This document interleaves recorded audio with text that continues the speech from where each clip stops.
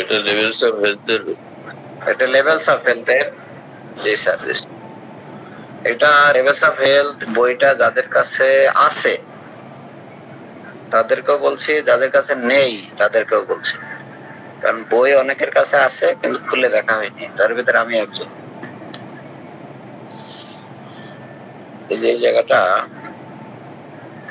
যে আমরা যে ফিজিক্স, কেমিস্ট্রি, ফিজিওলজি পড়তেছি, এগুলো কেন পড়তে হবে, কি জন্য লাগবে, এর একটা নমুনা মনে করেন।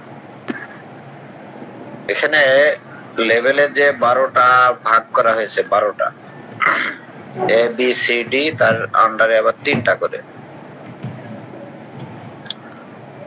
এখানে এক নজরে দেখানো হয়েছে, আপনার একটু লক্ষ্য করেন যে লেভেল 1, 2, 3 গ্রুপ এ তে আছে, তাদের লাইফ এক্সপেক্টেন্সি, যেমন একজন ব্যক্তির বয়স 40 বছর, সবই ঠিক ছিল, ভালোই ছিল, হঠাৎ করে ব্যক্তিটা স্ট্রোক করে মারা গেল। তিনি কোন লেভেলে আছে একজন একটু বলেন তো? 40 বছরে স্ট্রোক করে, হ্যাঁ গ্রুপ সি তে আছে স্যার। গ্রুপ সি লেভেল কি, কোন লেভেল? লেভেল 9, এই life expectancy up to 40 years. এগুলো একটু মুখস্থ করে ফেলতে হবে। মানে আমার মুখস্থ নেই তো, তাই আপনাদের বলছি যেন আমার মুখস্থ হয়, এই আর। দেখেন এখানে বলা হচ্ছে যে একজন ব্যক্তি মনে করেন যে এখনো বেঁচে আছে, 90 বছর বয়স, তার লেভেলস অফ হেলথ কোন পর্যায়ের?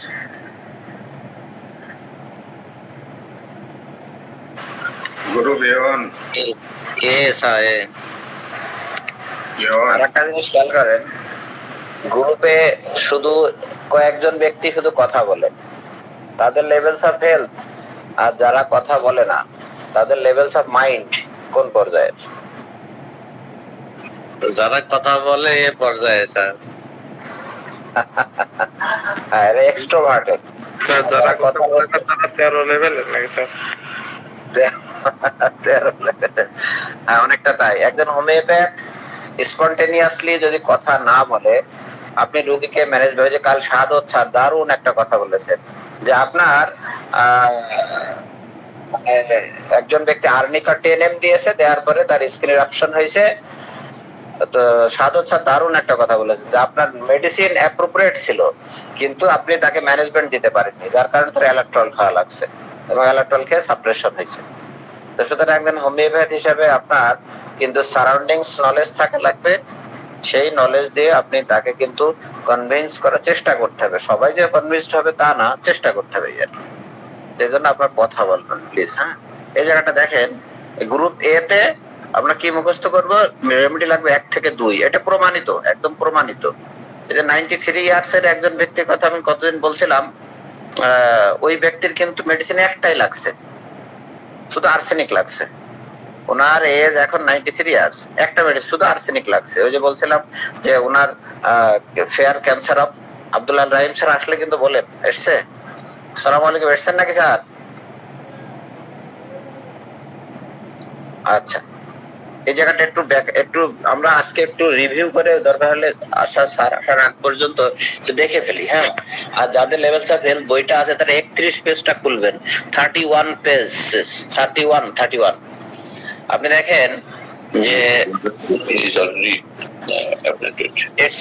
এসছেন। ও আচ্ছা, জি চলো এই মুহূর্তে আমি 5 মিনিট সময় চাই স্যার। ওকে, গুড, ভেরি গুড, 5 মিনিট হয়ে যাবে আমাদের ইনশাআল্লাহ। আপনারা এটা স্ক্রিনশট নেন প্লিজ, স্যার আগে নিতে পারেন। বই আছে। আচ্ছা, একটা ফর্মুলা আছে, আপনার জ্ঞান রাখতে হবে 2টা জায়গায়, হয় মগজে নাই কাগজে। মগজে যদি রেখে দেন তাহলে ওটা স্থায়ী থেকে গেল, আর কাগজে যদি রেখে দেন সেটা স্থায়ী থেকে গেল, পরবর্তী আপনি দেখতে পারবেন, মগজে অথবা কাগজে।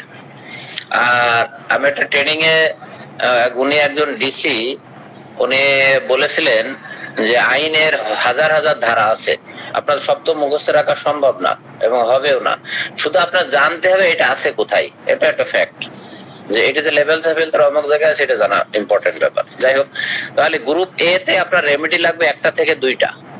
দেখেন, গ্রুপ এ তে রেমেডি লাগবে একটা থেকে, ওই যে আমাদের স্যার আছেন শাহাদত স্যার, তো দারুণ এক্সপিরিয়েন্স গতকাল শেয়ার করেছেন। যাদের লেভেলস অফ হেলথ স্ট্রং, দেখবেন একটা মেডিসিনে হয়ে যাচ্ছে, আপনারা যারা এক্সপিরিয়েন্সড। আবার যাদের লেভেলস অফ হেলথ ওই যে এই করেছে সেই করেছে, বয়স 40 বছর কিন্তু রোগের তার শেষ নেই, ঠিক আছে, তার কিন্তু লাইফ এক্সপেক্টেন্সি কম হবে। এবং সে কোন গ্রুপে, দেখবেন সেই গ্রুপটা আমরা মোটামুটি একটা থরলি মুখস্থ করার, চেক করার চেষ্টা করবো আমরা ইনশাল্লাহ। হ্যাঁ, যেমন গ্রুপ এ তে যারা থাকবে, গ্রুপ এ তে বলতে লেভেল 1 2 3, লেভেল 1 2 3, গ্রুপ এ লেভেল 1 2 3, গ্রুপ এ লেভেল 1 2 3, এদের রেমেডি লাগবে একটা থেকে দুইটা। লাইফ এক্সপেক্টেন্সি টোটালি যদি ধরি 75 to 90, 75 to 90। গ্রুপ বি তে থাকবে 4 5 6, 4 5 6, এদের লাইফ এক্সপেক্টেন্সি 60 থেকে 70, 60 থেকে 70। এদের রেমেডি লাগতে পারে 3 থেকে 6টি, 3 থেকে 6টি। গ্রুপ সি তে 7 থেকে 10টি মেডিসিন লাগতে পারে, 7 8 9। লাইফ এক্সপেক্টেন্সি 40 থেকে 55, 40 থেকে 55, 40 থেকে 55। আর যারা গ্রুপ ডি তে আছে, গ্রুপ ডি, একটা ছেলে বা একটা মেয়ে, ছোট শিশু জন্মগ্রহণ করলো, সে হার্টে ছিদ্র নিয়ে সেরেও যেতে পারে, নাও যেতে পারে। যদি সেরে না যায়, 4 5 বছরের ভিতরে মারা গেল শিশুটা, সে কিন্তু গ্রুপ ডি এর, গ্রুপ ডি এর তার লেভেল হচ্ছে 12, তার লাইফ এক্সপেক্টেন্সি ছিল less than 6 years, less than 6 years, less than 6 years. হ্যাঁ, এটা কিন্তু হোমিওপ্যাথিক সাইন্টিফিক্যালি জর্জ ভিদলকার স্যারের উপস্থাপন করছে। এর সাথে আবার ধর্ম মেলাতে গেলে কিন্তু হবে না, সেটা আবার আলাদা ব্যাখ্যা লাগবে তখন। আচ্ছা, আর গ্রুপ ডি তে যারা থাকবে তাদের এই ওষুধ বারবার চেঞ্জ করা লাগে। যে স্যার, ওই যে শাহাদত স্যার কাল বললো না, তাকে আমি এই মেডিসিন দিয়েছি, নেট্রামির দিয়েছে, কিন্তু মাঝে মাঝে সিভিলিয়ানাম দেওয়া লাগছে, মাঝে মাঝে থুজা দেওয়া লাগছে, মাঝে মাঝে মেডো দেওয়া লাগছে, ঠিক আছে, মাঝে মাঝে টিউবার দেওয়া লাগতে পারে, এই যে বিষয়টা, ঠিক আছে। তাহলে যতগুলো মেডিসিন লাগতেছে, আর আমরা মনে করি, অনেকে দেখে আমরা গ্রুপে পোস্ট দেই, আলহামদুলিল্লাহ রোগী সেরে যাচ্ছে, 1 মাস 2 মাসে সোরিয়াসিস সারা দিচ্ছেন, আলহামদুলিল্লাহ। এটা কখনোই সম্ভব না, কখনোই সম্ভব না, কখনোই সম্ভব না, বরং তার সাপ্রেশন হয়েছে। আচ্ছা, তো সেই ক্ষেত্রে আমাদের খেয়াল রাখতে হবে যে মেডিসিনটা তার কিভাবে দিচ্ছি, কোন পর্যায়ে দিচ্ছি, এবং লাইফ এক্সপেক্টেন্সিটা যদি এরকম থাকে, আমাদের জানা থাকে, তাহলে চিকিৎসা দেওয়ার সুবিধা হবে।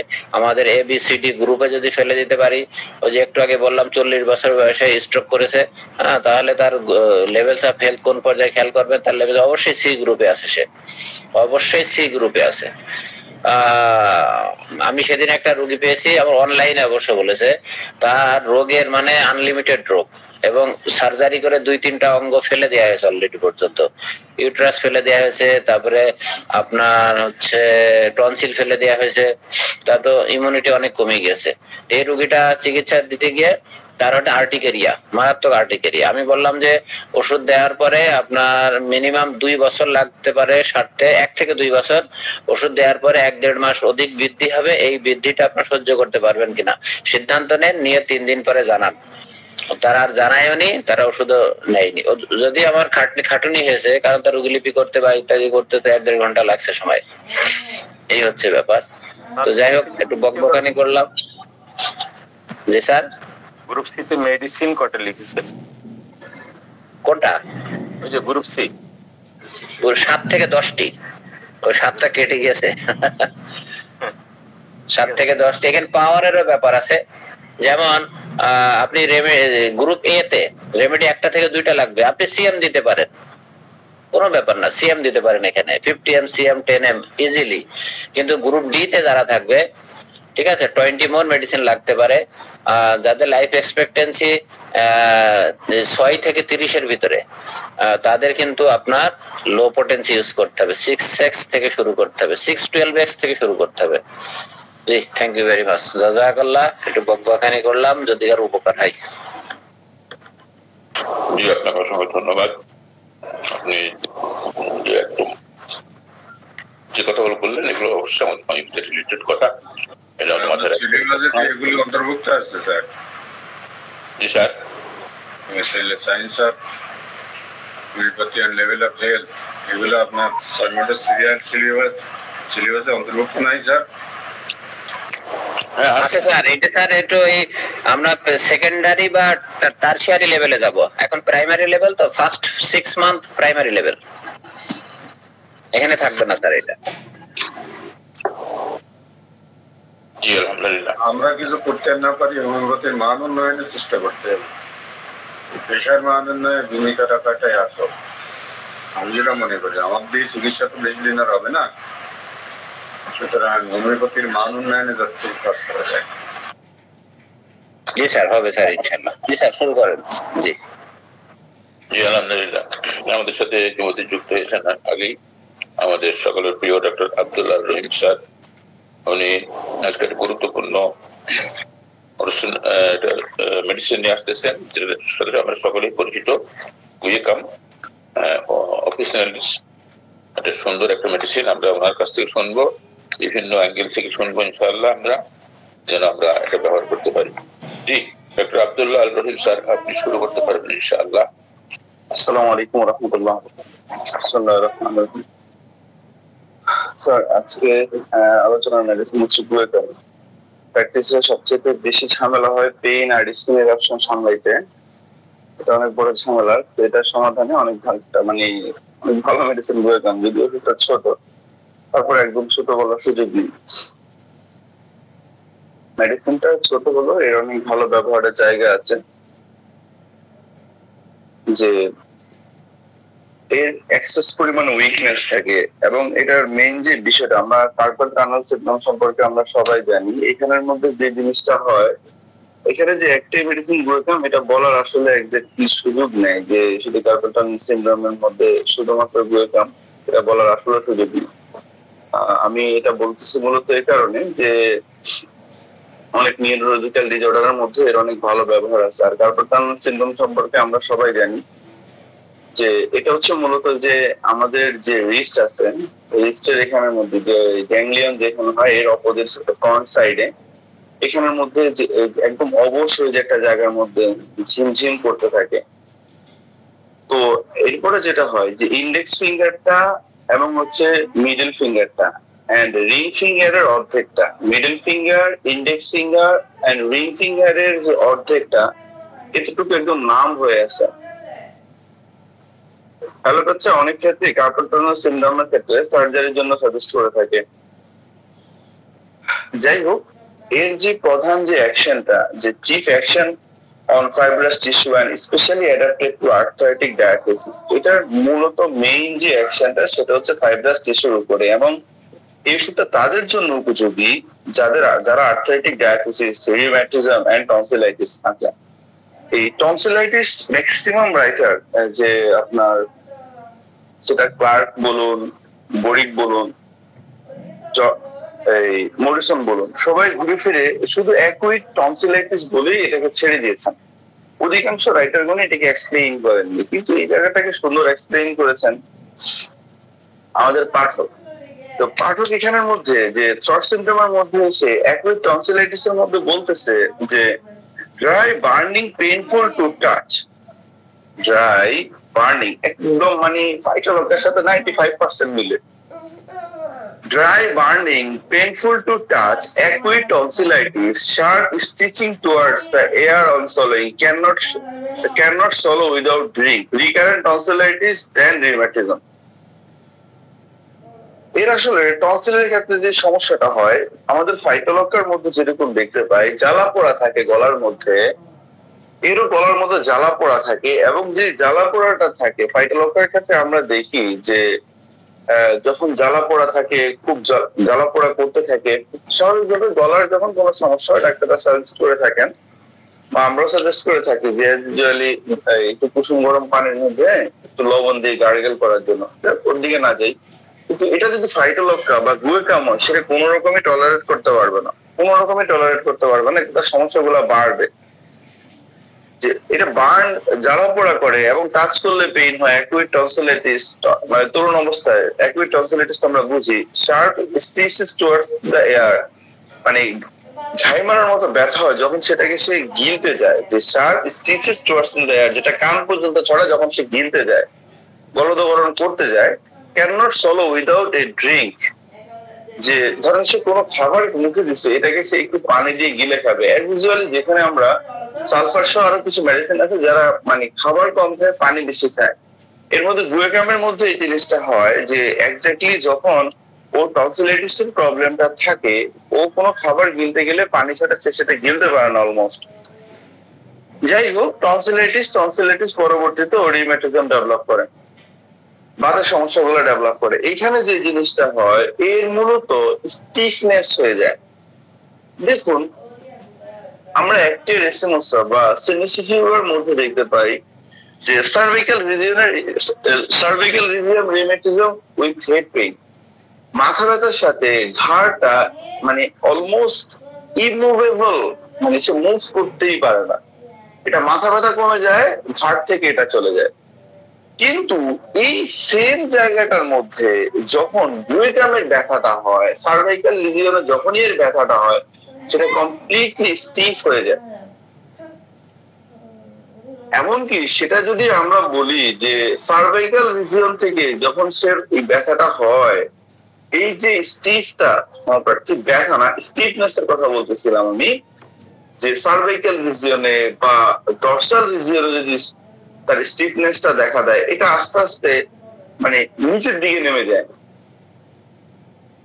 একদম যে সার্ভাইকাল রিজিয়ন ঘাড় থেকে শুরু করে একদম কক্সিস পর্যন্ত তার একদম স্টিফ হয়ে যায়, সে একদম মুভ করতে পারে না। এখন দেখেন আমরা যদি বলি এই এরকম স্টিফনেস এর ক্ষেত্রে এই ওষুধটা কতটুকু কাজ করবে, হ্যান্ডিম্যানের গ্রেট এন্ড ডিসেবিলিটি ওষুধগুলোর মধ্যে কিন্তু এটা একটা, এড়িয়ে যাওয়ার সুযোগ নেই আসলে এখানের মধ্যে। যাই হোক, তো যে কথাটা বলতেছিলাম একটা রুব্রিক আগে বলি যে back stiffness rheumatic cervical region left extending to sacrum, একদম স্যাক্রাম পর্যন্ত যায়। একটাই মেডিসিন এখানে গুয়েকাম।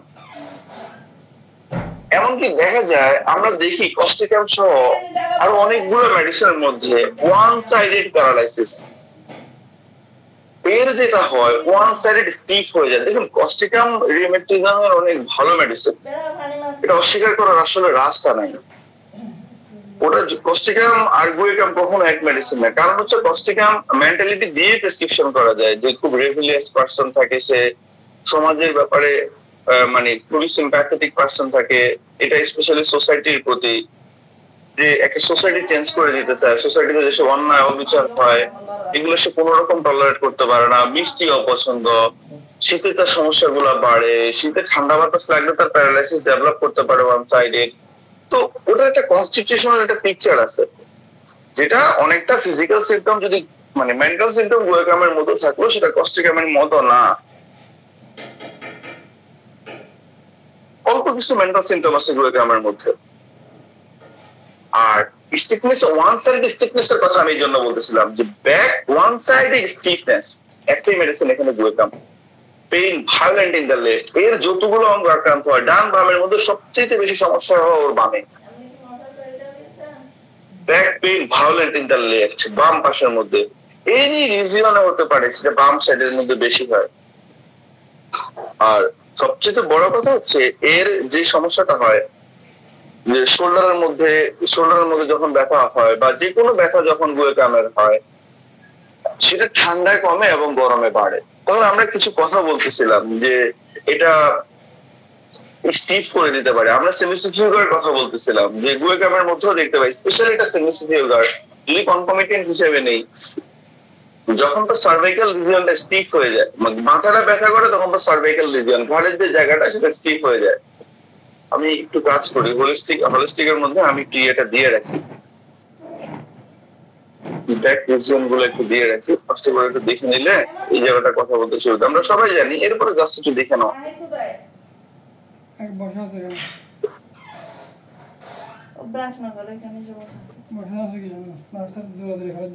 একটু কষ্ট করে সবাই গ্রুপে দেখে নিলে ভালো। আচ্ছা যাই হোক, তো রিজিয়ন সম্পর্কে যে কথাগুলো বলতেছিলাম, এবং যে সার্ভাইকাল রিজিয়নেও যদি ব্যথা হয়, ব্যথাটা লেফট সাইডে হয়, ব্যাক পেইন কনস্ট্যান্ট, একদম কনস্ট্যান্টলি ব্যাকে ব্যথা হচ্ছে, সার্ভাইকাল রিজিয়ন লেফট, এখানে একটাই মেডিসিন দেওয়া আছে গুয়েকাম। কমপ্লিট ল্যাবরেটরিতে দেখতে পারেন এখানের মধ্যে, এখানে একটাই মেডিসিন হিসেবে গুয়েকামকে রাখা হয়েছে।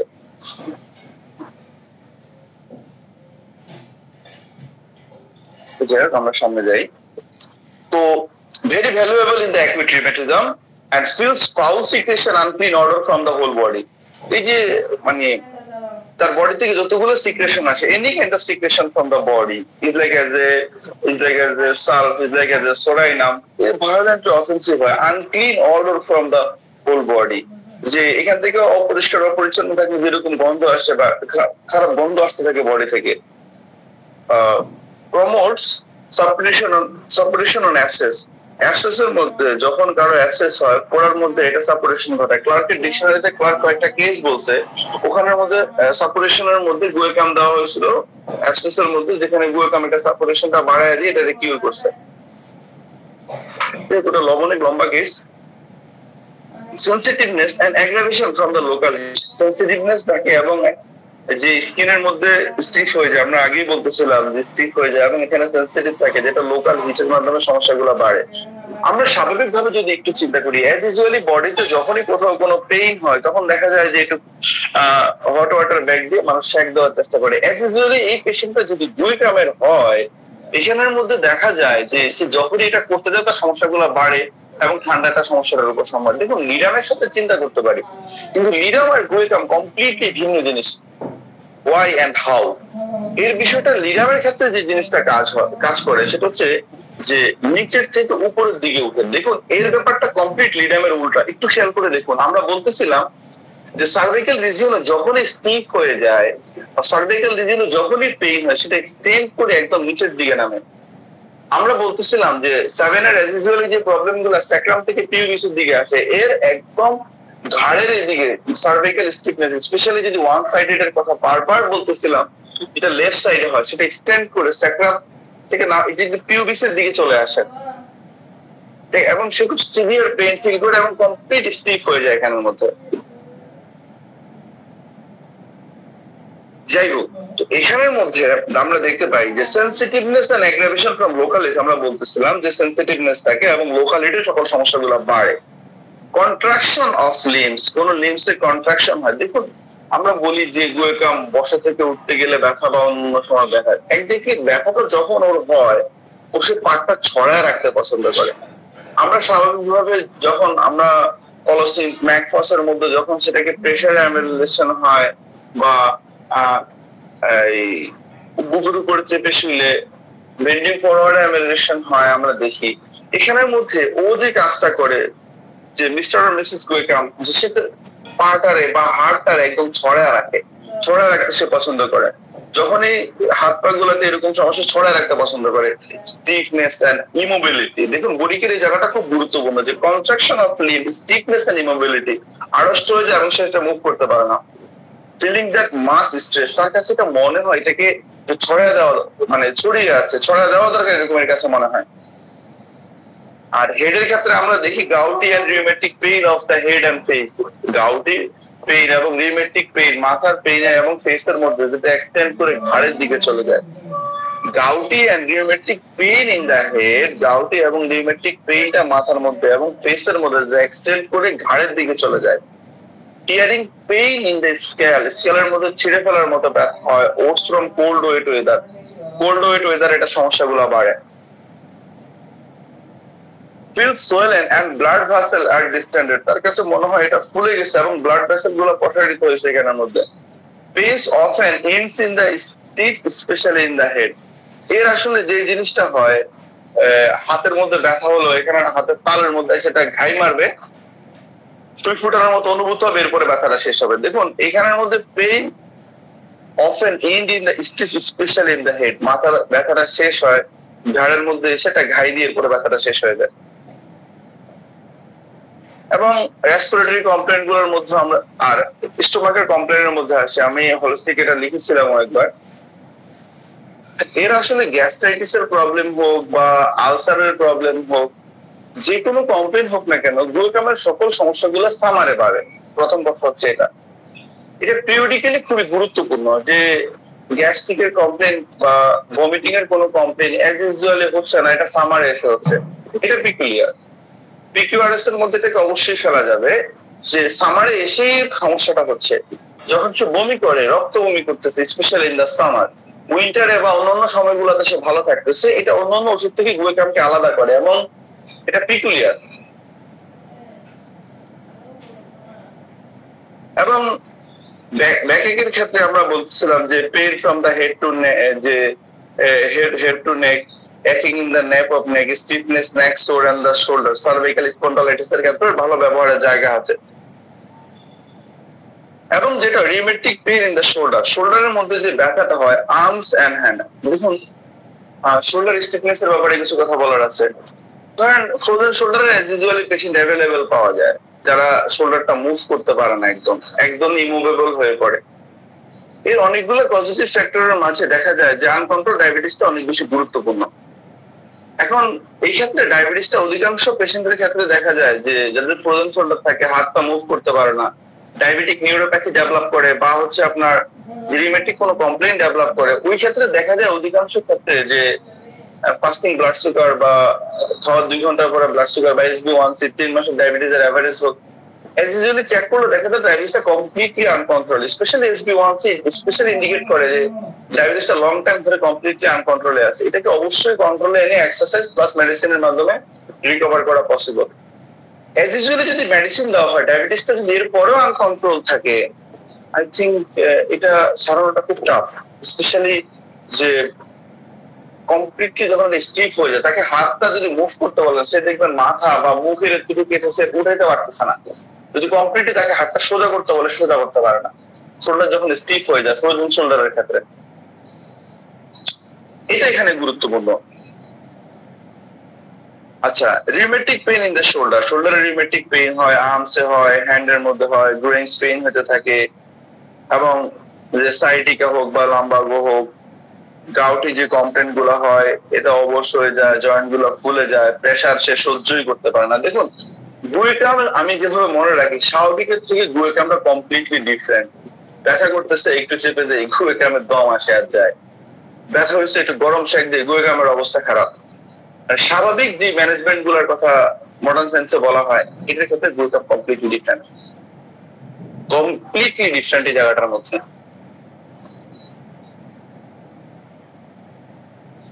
ইনটলারেবল টু প্রেসার, যে কোনো মতে সে প্রেসার সহ্য করতে পারে না, can not bear of heat, heat tolerate করতে পারে না। যে singing pain in the limbs, limbs এর মধ্যে ব্যথা হয়, arthritic infection followed by the constriction of limb, sensation of heat in the affected limbs, যে আক্রান্ত যে লিম্বসটা থাকে, বেলোডোনাল কনজেশন হয়, একদম লাল হয়ে যায় এবং যেখানের মধ্যে খুব হিট অনুভূত হয়, খুব তাপ অনুভূত থাকে এখানের মধ্যে।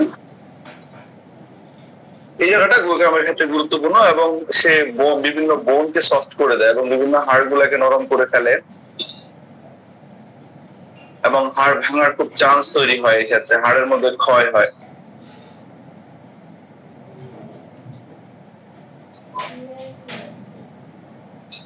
আর এর আরেকটা বিপরীত জায়গা আছে যে রিউমেটিক পেইনের সাথে এর শ্বাসকষ্ট হয়। শ্বাসকষ্টটা তবে মানে একটু বিপরীত জায়গা হচ্ছে, এটা অল্টার করে। Rheumatic pain alternate with respiratory difficulties, যে কখনো যখন তার রিউমেটিক পেইনটা চলে যায় তখন দেখা যায় তার হালকা হালকা শ্বাস নিতে কষ্ট হচ্ছে। যখন এটা আসলে পেশেন্টের ক্ষেত্রে বোঝাটা খুব টাফ, কারণ অ্যাক্সিলারি প্রেসক্রিপশনের ক্ষেত্রে ধরেন খুব সিভিয়ার ডিসনিয়ার কোনো কেস অ্যালোপ্যাথের কাছে যখনই যায়, তখন ওরা চেস্ট এক্সরে করে, চেস্ট এক্সরে করে যদি কোনো রকম ভাবে দেখে লাংসের মধ্যে একটু ইনফেকশন আছে, সুন্দরে আপনার অ্যান্টিবায়োটিক প্রেসক্রিপশন করে এখানে মন্টেলুকে ডক্সোফাইলিন দিয়ে বা কোন স্টেরয়েড বা না অবশ্যই এখানে স্টেরয়েড দিয়ে সেটা এখানে ট্রিটমেন্ট দিয়ে আসতে পেশেন্টকে ছেড়ে দেয়, কিছুদিন সে ভালো থাকে বা লং টাইম ধরে সে মন্টেলুকে ডক্সোফাইলিন কন্টিনিউ করে। এটার সাথে আসলে সিম্পটম গুলো পাওয়াটা খুব টাফ। হ্যানিম্যান যে কথাটা বলেছেন যে যত ডিজিজ ট্রিট করা কষ্টকর, এর সাথে আর্টিফিশিয়াল ডিজিজ গুলো ট্রিট করা সবচেয়ে বেশি কষ্টকর। এই আমরা এর মাঝখান দিয়ে পার হচ্ছি আসলে। কমপ্লেন গুলো একদিকে আর্টিফিশিয়ালি নিয়ে আসে। দেখা গেল যে এই কথা এই জন্য বললাম, কিছুদিন আগে পার্কিনসন লাইক সিমটম নিয়ে একটা ছেলে আমার কাছে আসছিল। তো আমি ওখানে অ্যালুমিনা প্রেসক্রিপশন করেছিলাম, আবার টেস্টিং করে দেখি না অ্যালুমিনা মনে আছে, বাট আনফরচুনেটলি দুইটা প্রেসক্রিপশন ফেল। ওরা আমি বললাম মেডিসিন আমি আর দিচ্ছি না, আপনি আমাকে আগে কি ওষুধ খাচ্ছেন ওষুধের লিস্ট একটু দেন। আমি ওষুধগুলো নিয়ে দেখি যে আল্লাহু আকবার, ও যে মেডিসিন গুলা খাচ্ছে ওই মেডিসিন গুলোর কারণে মেইনলি কমপ্লেনটা হচ্ছে। এটা আমার শুরুতে দেখা দরকার ছিল, যদি এটা আমার ভুল। কিন্তু আমি বলতেছিলাম যে ওর বয়স কম, ওই এতগুলো ওষুধ আমি তো আসলে বলতে পারবো না। তবে এই ক্ষেত্রে দেখতেছিলাম যে পরে ওষুধগুলো অফ করে ওষুধ যখনই অ্যালুমিনাই কন্টিনিউ করছি, এরপর এটা অনেকটা ব্যালেন্সে চলে আসছে। আসলে ড্রাগ ডিজিজ আর ন্যাচারাল ডিজিজ আইডেন্টিফাই করা, বের করা, এটা আসলে খুব গুরুত্বপূর্ণ এখানের মধ্যে। যাই হোক, তাহলে স্টিফনেসটা খুব গুরুত্বপূর্ণ গ্লুটামের ক্ষেত্রে। বাম পাশটা খুবই গুরুত্বপূর্ণ, বাম সাইড বডির বাম পাশটা বেশি আক্রান্ত হয়। এবং দেখা গেল যে গরমের সমস্যাগুলো বাড়ে, রেডনেস থাকে, আক্রান্ত ঠান্ডা রেড থাকে, গরমের সমস্যাগুলো বাড়ে, হিট টলারেট করতে পারে না, ঠান্ডায় উপশম হয়, উপর থেকে নিচের দিকে নেমে আসে। এই জিনিসগুলো গ্লুটামের ক্ষেত্রে খুব গুরুত্বপূর্ণ। এবং বডি যে কোনো সিচুয়েশন হোক, সেটা হোক রেসপিরেশন হোক, ব্রিথিং, যাই হোক না কেন, সবই দুর্গন্ধযুক্ত থাকে এবং এটা থেকে খুব দুর্গন্ধ আসে। স্বাভাবিকের তুলনায় একটু ফাউল সিচুয়েশনটা এখানে, যে কোনো সিচুয়েশনই হোক না কেন বডি থেকে, সেটা অফেন্সিভ থাকে। এবং এর যে কথা, অধিকাংশ রাইটারগণ এই কথাটাই বলছে ঘুরে ফিরে যে useful remedy for the arthritic diathesis. Arthritic diathesis এর একটা ব্যবহারযোগ্য মেডিসিন। মাসলস এর মধ্যে পেইন হয়, সোয়েলিং জয়েন্ট গুলা ফুলে যায়, এখানের মধ্যে যে free foul secretion, expectation, sweats etc, যাই হোক যে বডির যে কোনো থেকে দুর্গন্ধ আসুক না কেন, যেটা অফেন্সিভনেস থাকে, আস্টেরিয়াস সাপোরেশন অফ অ্যাবসেস, যে গোড়ার মধ্যে যে সাপোরেশন গুলা হয়, সেটা এটা তার মানে এই সাপোরেশনটা অনেক বেশি দ্রুত করে গ্লুটাম। টনসিলাইটিস উইথ রিউমেটিজম, টনসিল কমপ্লেনের সাথে তার রিউমেটিক কমপ্লেন থাকে। বোরিক এখানের মধ্যে মেনশন করছে যে tonsillitis followed by the rheumatism. Tonsillitis এর পরবর্তী সময় দেখা যায় তার রিউমেটিক কমপ্লেন গুলা ডেভেলপ করে। তো burning heat in the affected পার্টের মধ্যে বার্নিং হিট থাকে, যে burning heat in the affected part, groaning আর স্টিকিং পেইন, গ্রোয়েনিং এবং স্টিকিং পেইন হয় বুকের মধ্যে। মাসল সেন্স টু শর্ট, তার কাছে মনে হয় মাসল গুলো অনেক বেশি শর্ট হয়ে গেছে, such as the eyelids, back, thigh, or feel sore বা ব্যথা অনুভব করে। কনস্ট্রিকশন বিটুইন দ্য স্কেপুলার মাঝখানে সে সংকোচন অনুভব করতে থাকে এখানের মধ্যে। যে পাম ইসিডি, ক্লজিং ডিস্ট্রাকশন, ইমোবিলি। এরপরে দেখা যায় যে এই কারণে দেখা যায় সে এটা মুভ করতে পারতেছে না এবং খুব অসুস্থ বোধ করতে থাকে, গ্লোয়িং পেইন হতে থাকে এখানের মধ্যে, টেন্ডন গুলো তার শর্ট হয়ে গেছে। এই যে তার শর্টনেস সেন্সেশন থাকে বডির বিভিন্ন পার্টের মধ্যে, সেটা আইলিড হোক, থাই হোক, ব্যাক হোক, এই জন্য সে এটাকে মানে একটু ছড়িয়ে রাখতে চায়, টান টান করে রাখতে চায়। Between the scapula from causing the distortion and immobility, say move করতে পারে না, গ্রোয়িং পেইন হয়, টেন্ডন গুলো খুব শর্ট হয়, এর কাছে অনুভূত থাকে। Unclean order from the body থেকে আনক্লিন অর্ডার মানে পরিষ্কার করা হয় নাই, এরকম অর্ডার আসতে থাকে বডি থেকে। ক্লথস ফিল ড্যাম্প, এর কাছে মনে হয় যে কাপড়টা ভিজা।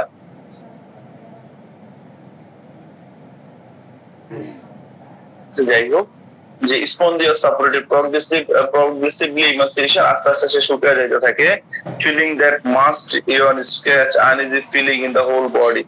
যাই হোক, এর কাছে মনে হইতে থাকে যে, আমি বারবার কথা যেটা বলতেছিলাম, মানে কনস্ট্রিকশন সেন্সেশন থাকে এর কাছে।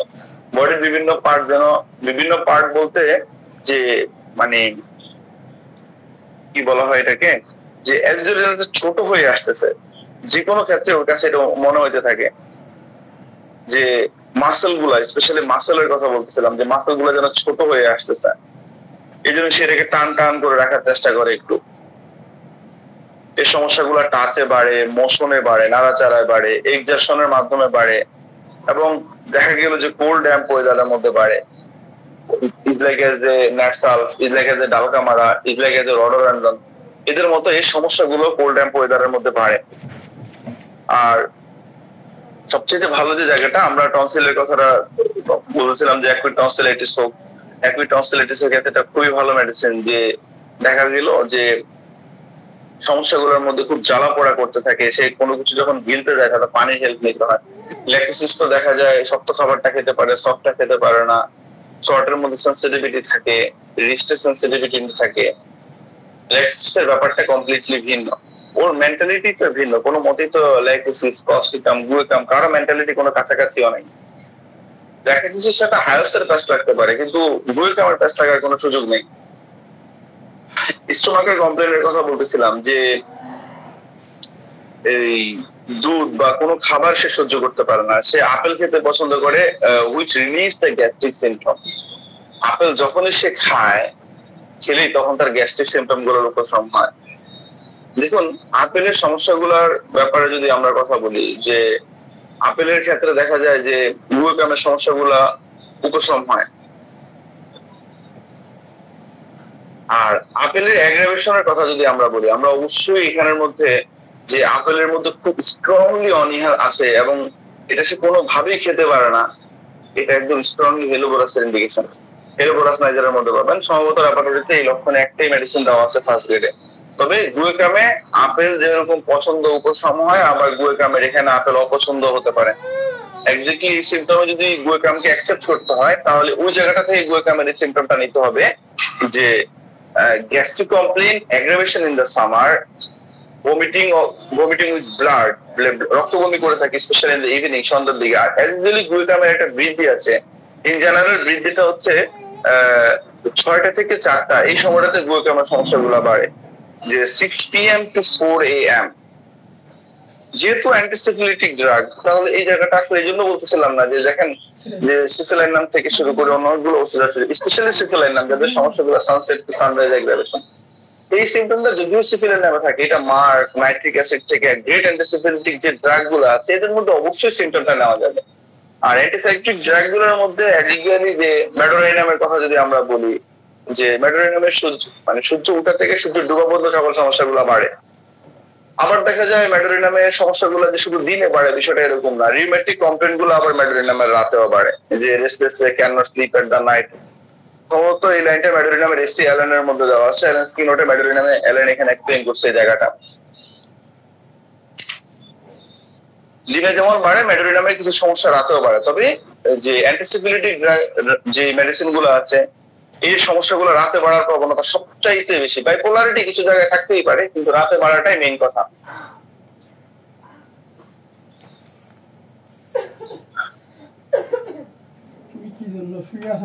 আর আমরা যদি একটু আরো কয়েকটা বই দেখি, ঘুরে ফিরে এই কথাগুলোই বলা হয়েছে। গুয়েকাম আসলে অনেক বড় ওষুধ না, তবে ভালো ব্যবহারের জায়গা আছে। যে কিনোট গুলোর কথা বলতেছিলাম, এগুলো মনে রাখলে আই থিঙ্ক প্রেসক্রিপশন করাটা খুব সহজ। আমরা যদি সবাই জানি, এরপর আরেকবার একটু দেখা, এর বেশি কিছু না। গুয়েকাম একটা আর্থ্রাইটিস রেমেডির যে মেইন কিনোটা বা ক্যারেক্টারিস্টিক আছে, যেটা ঠান্ডায় উপশম হয়ে থাকে। এবং দেখা গেল যে অনেক ফিজিশিয়ানের ক্ষেত্রে কোল্ড অ্যাপ্লিকেশন উপশম আর্থ্রাইটিক কন্ডিশনের মধ্যে, এবং ঠান্ডায় উপশম হলে অবশ্যই তারা ওষুধের কথাটা বলে। এবং দেখা গেল যে অনেক জায়গার মধ্যে এর বাস্তবতাটা আসলে সত্য, যে ফেসিয়াল নিউরালজিয়া হোক, যে চোখটা যেন ফুলে গেছে, আপেলটা সে খুবই পছন্দ করে, এবং তার ডায়রিয়ার কমপ্লেন হতে পারে। Guaiacam has been recommended many authors from the pleuritic pain in the tubercular origin, pleuritic origin pain হলে অনেক ক্ষেত্রে গুয়েকামটা ইন্ডিকেটেড হয়ে থাকে। আর্থ্রাইটিক যে পেইন গুলো থাকে, এটা ঠান্ডায় উপশম হয়, হিটে বাড়ে, নাড়াচাড়া মোশন নাড়াচাড়া করলে বাড়ে। লেফট রিস্ট পেইন, বাম রিস্টের মধ্যে ব্যথা হয়। আমরা কার্পাল টানেল সিনড্রোমের কথা বলতেছিলাম বারবার, যে কার্পাল টানেল সিনড্রোমের মধ্যে ভালো ব্যবহারের জায়গা আছে। Acute rheumatism, the joints feel hot, জয়েন্টটা হট হয়ে যায়, ইভেন বার্নিং, জয়েন্টের মধ্যে জ্বালা পড়া করতে থাকে, ওস্টন স্লাইট মোশন, হালকা নাড়াচাড়ায় বাড়ে, যে গরমে বাড়ে, ঠান্ডায় উপশম হয়। ডর্সাল রিজিয়নের মধ্যে ব্যথাটা হয়, যে pain in the dorsal region of the back, dorsal রিজিয়নের মধ্যে ব্যথাটা হয়। সাইটিকা সমস্যাটাও হিটে বাড়ে। Joint pain and acute inflammation better by the cold, joint pain হোক বা অ্যাকুইট ইনফ্লামেশন হোক, সেটা ঠান্ডায় উপশম হয়। কন্ট্রাকশন স্পেশালি অফ দ্য হ্যামস্ট্রিংয়ের মধ্যে কনস্ট্রিকশন হয়। গাউটের মধ্যে ব্যবহার আছে। যাই হোক, লিডামের সাথে অনেকগুলো জায়গায় লিডামের উল্টো, এটা কমপ্লিটলি লিডামের উল্টো।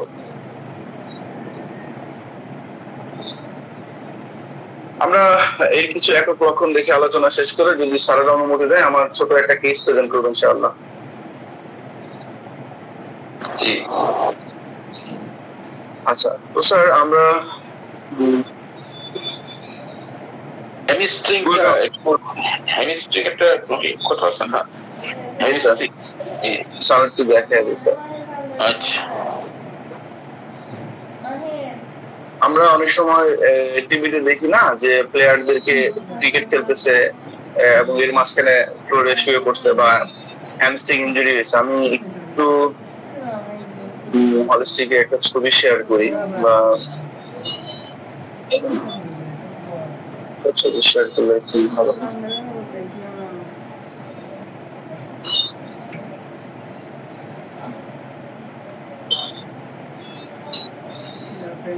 এখন থেকে বোঝা যাচ্ছে না। আচ্ছা ঠিক আছে, আপনি অবসর হয়ে তারপর দিয়ে নিচ্ছেন। আচ্ছা স্যার ঠিক আছে, আমি একটু দিচ্ছি ইনশাল্লাহ স্যার। যাই হোক, আমাদের যে থাই আছে না স্যার, থাইয়ের যে ফ্রন্টে যে মাসেল গুলো, এগুলোকে হ্যামস্ট্রিং মাসেল বলা হয় থাকে। এগুলো স্টিফনেস ডেভেলপ করে দেয়। Hamstring muscles are the group of the 3 muscles run through the back thigh from hip to just below the knee. এই যে জায়গাগুলো আছে, এই যে 3টা মাসেল, এটাকে সমষ্টিকে হ্যামস্ট্রিং মাসেল বলা হয়। This muscle makes possible to extend the leg back bent on break of knee. এই যে হ্যামস্ট্রিং মাসেলস এর কথা বলা হচ্ছিল এখানে স্যার। আচ্ছা যাই হোক, তো জি স্যার,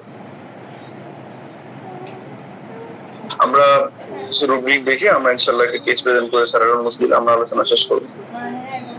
আচ্ছা, এখন সফট ট্রেনিং যে বোনের কথা বলতেছিলাম, যে স্পেশালি টিবিয়া, যে extremity softening of bones legs tibia, এখানে একটাই মেডিসিন দেওয়া আছে গ্লুকামে। এক্সট্রিমিটিস পেইন সোয়েলিং লেগস, যে পাটা ফুলে যাওয়া, এটা রাইডিং অ্যাগ্রাভেশন, যখন সে রাইড করে তার সমস্যাটা তখন বাড়ে। আর এই যখন ঘুমায়, আমরা বলতেছিলাম যে এই ক্লটটা ড্যাম সেন্সেশন অথবা টাইট সেন্সেশন হয় যখন সে ঘুম থেকে উঠার পরে, যে sleep waking clot feels damps or tight. যখন সে ঘুম থেকে উঠে মনে হয় যেন কাপড়টা ভিজা বা এটা টাইট হয়েছে, এক্স্যাক্টলি আসলে এরকম না। ওই যে কনস্ট্রিকশনের কারণে মূলত ওর কাছে এরকম হয়ে থাকে। আমরা যেরকম থুইয়ার ক্ষেত্রে বলে থাকি যে alive sensation in the abdomen. Subimal Krishna Saha ইন্ডিয়ার একজন রাইটার আছেন, উনি ওনার ম্যাথমেটিকের মধ্যে থুজারের জায়গাটা এক্সপ্লেন করছে। আরো কয়েকজন রাইটার এই কথা বলছে যে থুজার যে আসলে এই প্যাটের মধ্যে যে অ্যালাইভ সেন্সেশন আছে, ক্রোকাস বা আরো কিছু ওষুধের মধ্যে আছে। তো বিষয় হচ্ছে এই অ্যালাইভ সেন্সেশনটা মূলত তার পেটের মধ্যে এক্সেস পরিমাণে গ্যাসের কারণে হয়। আমি আসলে পেশেন্টকে কখনো ভিডিও করে রাখা হয় না, এই কারণে পেশেন্ট মানে প্রাইভেসির কারণে এটা আসলে করতে পারি না, বা অনুমতি চাওয়াটাই ক্লিয়ার লাগে। যদি কখনো সুযোগ হয় রাখবো নিশ্চয়। উনি আমাকে স্ট্রেইট এসে বলতেছে যে বাবা শোনো, কি বলবো, আমার বয়সটা এখন 60-এর মতো, আমার মেন্স অনেক আগে বন্ধ হয়ে গেছে, কিন্তু আমার মনে হয় আমার পেটে একটা বাচ্চা আছে, এটা একদিক থেকে আরেক দিকে মুভ করে, এক্সিকুইসটা গ্যাস মুভ করতেছে। পরে আমি ইউএসজি রিপোর্ট দেখলাম, পরে ইউএসজি রিপোর্টে একদম সোনোলজিস্ট একদম ক্লিয়ার করে লিখেছে যে he use gas in the bulb, এবং সেটা মুভ করতেছে কনস্ট্যান্টলি। যাই হোক, ওনার প্রেসক্রিপশনটা ভিন্ন ছিল, আমি সুজার প্রেসক্রাইব করে দিই, কনস্টিটিউশন ভিন্ন ছিল। যাই হোক, তো যেটা বলতেছিলাম যে মানে জায়গাগুলো একটু ভিন্ন থাকে আসলে এখানের মধ্যে। আর কার্পাল টানেল সিনড্রোমের ব্যাপারে বলতেছিলাম, এক্সট্রিমিটিস এর মধ্যে একটা রুব্রিক আছে, carpal tunnel syndrome in the লেফটের মধ্যে কয়েকশো অথরিটি কথাটা বলছে যে কার্পাল টানেল সিনড্রোমটা যদি লেফটে হয়, একটি মেডিসিন দেওয়া আছে এখানে গ্লুকাম। রাইটের মধ্যে ভায়োলা অর্ডোকে রাখা হয়েছে। ভায়োলা অর্ডো এজিজুয়ালি দেশে পাওয়া যায় কিনা আমি জানি না, আমি ইন্ডিয়া থেকে আসার সময় নিয়ে আসছিলাম। Extremities ankle complain of extending to upward, অ্যাঙ্কেলের কমপ্লেন গুলো হলে এর উপরের দিকে উঠে। দেখুন লিগামের যেমন উপরের দিকে উঠে, পাটকের জায়গাটা শুধু বলছে, অন্য রাইটারটা এই কথা বলেনি যে শুধুমাত্র অ্যাঙ্কেলের যখন কোনো কমপ্লেন হয়, স্পেসিফিক ভাবে কোনো কমপ্লেনকেও পাঠক এখানে এক্সপ্লেইন করেনি যে এই অ্যাঙ্কেলস এর মধ্যে যে কমপ্লেন্টস গুলো হয়, অ্যাঙ্কেলস এর এনি কাইন্ড অফ কমপ্লেন্টস থেকে এটা উপরের দিকে উঠে। কিন্তু অ্যাজ ইউজুয়াল আমরা সার্ভাইকাল রিজিয়ন থেকে দেখছি স্টিফনেস অফ পেইন হোক, সেটা ওয়ান সাইডেড একদম নিচের দিকে নাইমা আসে। বলছিলাম আগে যে কিছু মেডিসিনের কিছু মেইন কথা থাকবে, তবে এর সাথে কিছু বাইপোলারিটি থাকবে। এই যে ব্যাক পেইন ডরসাল রিজিয়ন সাইডে, যে ওয়ান সাইড এক পাশে হয়, এবং যেটা দেখা গেল টিয়ারিং বা অ্যাকিং পেইন হয়, ছিঁড়ে ফেলার মতো ব্যথা হতে থাকে এখানের মধ্যে। আর ডর্সাল ডিজিজের মধ্যে যে ব্যথাটাই হয় সেটা ওয়ান সাইডেড হয় এবং ছিঁড়ে ফেলার মতো ব্যথা হতে থাকে, টিয়ারিং পেইন হয়, যেটা বনি হোসেন বলছে, বা অ্যাকিং পেইনের কথা যেটা বুকার বলেছেন। আর অন্যান্য সিমটমের ক্ষেত্রে যে আমরা দেখি যে যক্ষার মধ্যে এর সাথে দেখা যায় টাংটা ব্রাউন থাকে, যক্ষার সাথে টাংটা ব্রাউন থাকে, এবং যে বুকের মধ্যে যে ব্যথা হয়, যে প্লুরাল ইফিশিয়ান হয় বা প্লুরাল মধ্যে যে পেইনটা হয়, টিউবারকুলার অরিজিন যদি হয়, বাম পাশে যদি হয়, যেটা মরিসন মনে হয় বলেছিলেন এই কথাটা, যে অনেক বছরগণ যে guaiacum has been recommended in many authors from the pleuritic pain in the tubercular সরিজম। মরিসন এখানে এই কথাটা বলেছেন যে এখানের মধ্যে এর যে সমস্যাটা হয় যে যদি কখনো কারো যক্ষা পাওয়া যায় এবং এই ক্ষেত্রে যদি দেখা যায় যে টাংটা ব্রাউন আছে এবং সেটা বাম পাশে থাকে, অবশ্যই আমরা এখানে চিন্তা করতে পারবো পেইন ইন দ্য এক্সিলার ব্যথাটা এক্সটেন্ডিং টু দ্য ডাউন, যে আমাদের যে এক্সিলাতে যে ব্যথাটা হয় এটা নিচের দিকে নেমে আসে। স্পাইন রিবস এর মধ্যে নেমে আসে এবং সেটা ড্রয়িং পেইন হয় down to the spine to the lowest ribs, spine থেকে লোয়েস্ট রিবস এর মধ্যে পৌঁছে এবং সেটা ড্রয়িং পেইন থাকে। একটাই মেডিসিন এখানের মধ্যে গুয়েকাম। ম্যাক্সিমাম কমপ্লেন গুলা, সোজা কথা, ম্যাক্সিমাম কমপ্লেন গুলা গুয়েকামের উপর থেকে নিচের দিকে নামবে, জয়েন্ট গুলা স্টিক হয়ে যাবে, বাম পাশের মধ্যে হবে, এফেক্টেড পার্টটা হট মনে হবে, গরম দিলে বাড়বে, ঠান্ডায় উপশম হবে। এটা গুয়েকামের একদম প্রধান কথা। এতটুকু মনে রাখলে সহজে গুয়েকাম প্রেসক্রিপশন করা যাবে ইনশাআল্লাহ। স্যার এতটুকু শেষ, যদি অনুমতি দেন আমি একটু কেসটা প্রেজেন্ট করি। স্যার গুয়েকাম সম্পর্কে আমার কাছে মনে হয় না এর বেশি কিছু বলার আছে। ঠিক, আলহামদুলিল্লাহ। এবার আপনি আপনার কেস শেয়ার করতে চেয়েছিলেন, শেয়ার করতে পারেন। আচ্ছা স্যার, আমি করতে চান তাহলে যদি কেউ কিছু যোগ করতে চান, আসলে আমি টিচার না তো যে এখানের মধ্যে প্রশ্ন উত্তর নেওয়া হয় কিছু, জাস্ট নিজে পড়লাম একটু, যদি কেউ কিছু অ্যাড করতে চান করেন, আর না হলে হয়তো আমরা ওদিকে মুখ করবো।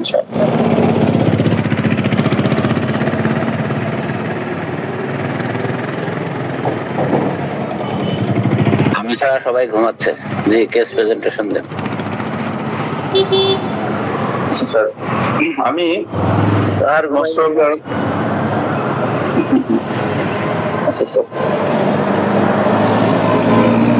স্যার তো এর আগে আব্দুল্লাহ জি স্যার তিনটা পয়েন্ট বললেন, আরেকবার বলুন।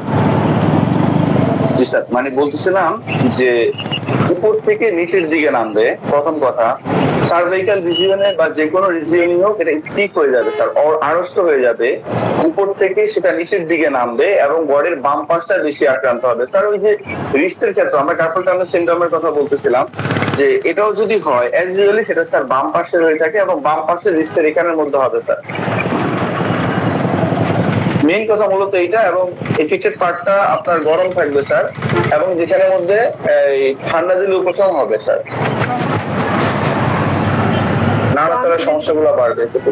জি না স্যার, টনসিলের কথা বলছেন, এখানে টনসিলের ধরনটা কেমন থাকবে?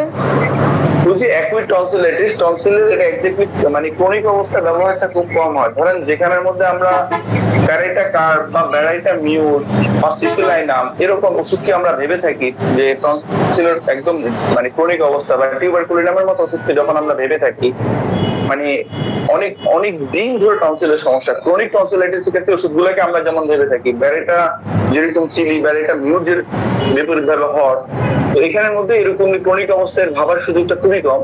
ফাইটোলকার মতো এরকম যে গলার মধ্যে জ্বালা পোড়া থাকে এবং দেখা গেল যে যখন সে কোনো কিছু খেতে যায় খুব জ্বালা পোড়া করে এবং অল্প একটু মুখে দিয়ে সেটাকে চিবিয়ে পানি দিয়ে গিলে ফেলতে হয়, না হলে তার এই গলা ব্যথাটা টলারেট করাটা খুব অসহ্যকর থাকে আর কি।